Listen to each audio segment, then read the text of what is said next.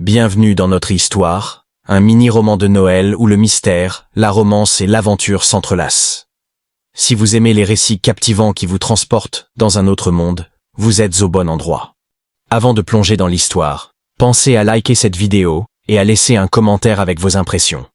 Ça nous aide énormément à faire grandir cette aventure et à en créer d'autres. Prêt? Installez-vous confortablement et laissez la magie opérer. Prologue, la légende du chasseur des bois.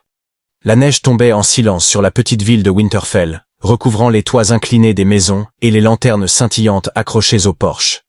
Une fine couche de givre était venue se déposer sur les fenêtres, dessinant des arabesques qui semblaient presque vivantes sous la lumière tremblotante des bougies. Les habitants, bien que souriants et affairés à préparer les fêtes de Noël, semblaient marcher avec une prudence inhabituelle, comme si quelque chose flottait dans l'air, un secret lourd, presque palpable. Dans la taverne au centre du village, un feu vif éclairait l'intérieur rustique de son rouge chaleureux. Les conversations étaient discrètes, les voix baissées. Sur une table près du mur, un vieillard à la barbe blanche parlait lentement à un petit groupe, son regard hanté fixé sur les flammes. « Le chasseur des bois » murmura-t-il, et les autres se penchèrent plus près, captivés. « Il revient chaque hiver, juste avant Noël. Ce qu'il prend, ils ne reviennent jamais. » Un frisson parcourut l'assemblée. Une jeune femme brune, assise près de la cheminée, croisa les bras pour se réchauffer. « Ce n'est qu'une vieille histoire, ça, Harold, » dit-elle, mais son ton manquait de conviction. « Ce que vous appelez une histoire, moi je l'appelle un avertissement. » répondit Harold. Il posa une main tremblante sur la table. « Il y a 20 ans, ma propre sœur a disparu dans ce maudit bois, une nuit comme celle-ci. » Le silence retomba lourdement, uniquement troublé par le craquement du bois dans l'âtre. L'entrée de la taverne s'ouvrit soudain, laissant entrer un courant d'air glacial.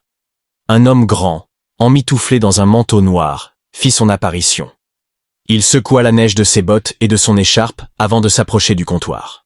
David Ferris, journaliste, avait entendu parler des disparitions récurrentes autour de Winterfell. Il avait fait des centaines de kilomètres pour élucider ce mystère, son appareil photo et son bloc-notes toujours prêt. Shadow, son berger allemand au pelage sombre comme une nuit sans lune, entra à sa suite, attirant quelques regards intrigués. L'animal secoua sa tête avant de s'installer près du feu, comme s'il revendiquait déjà une place dans cette histoire. David déposa son sac au sol et adressa un sourire affable à la serveuse. « Un café bien chaud, s'il vous plaît » dit-il avant de se retourner vers l'assemblée, qui avait repris ses chuchotements. Il savait que ses regards furtifs et ses conversations à mi-voix étaient souvent les premiers indices d'un récit fascinant. Ce soir-là, au cœur de la taverne, un fil invisible le liait déjà à ces terres froides et à ce bois silencieux. Ce qu'il ignorait encore, c'était à quel point cet hiver allait changer sa vie, et peut-être même l'entraîner au-delà de ce qu'il croyait être réel. Chapitre 1. Une ville gelée dans la peur. L'année 1994 touchait à sa fin, et avec elle venait un froid glacial qui semblait vouloir figer le temps lui-même.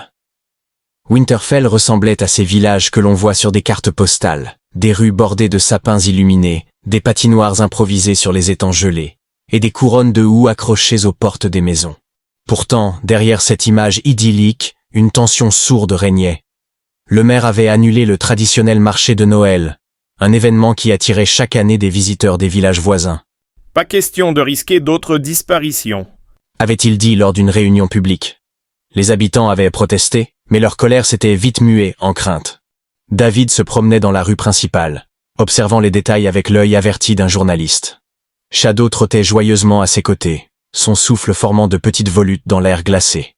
Sur les murs, des affiches jaunies annonçaient les noms de plusieurs personnes portées disparues. Certaines remontaient à plus de 30 ans, mais d'autres étaient beaucoup plus récentes. David s'arrêta devant la vitrine d'une librairie. Les contes du bois silencieux étaient inscrits en lettres dorées sur le panneau au-dessus de la porte.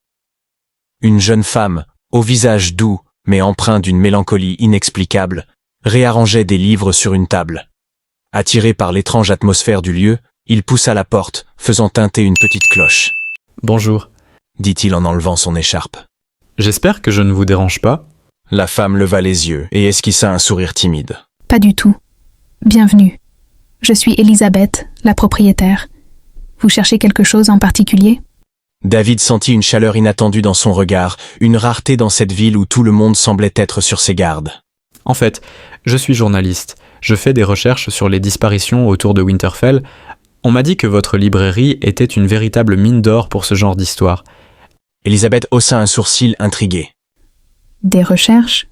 Vous êtes sûr de vouloir remuer ce genre de choses? David hocha la tête avec un sourire confiant. Je crois que ce sont les mystères non résolus qui nous disent le plus sur nous-mêmes. Elisabeth resta silencieuse un instant, puis se retourna pour saisir un livre poussiéreux sur une étagère. Elle le posa doucement sur le comptoir, Si vous voulez comprendre Winterfell, commencez par ça. dit-elle en effleurant la couverture. Mais faites attention. Certaines questions ne devraient jamais trouver de réponse. David la remercia et sortit avec le livre sous le bras. Alors qu'il s'éloignait, Shadow se retourna une dernière fois vers Elisabeth, comme s'il percevait quelque chose que son maître ne voyait pas. Merci d'avoir suivi cette aventure avec nous. Si vous avez aimé, n'oubliez pas de laisser un petit commentaire et de liker la vidéo. Cela m'aide énormément à continuer à vous raconter ces histoires. On se retrouve la semaine prochaine pour la suite de l'aventure. Prenez soin de vous et à très bientôt.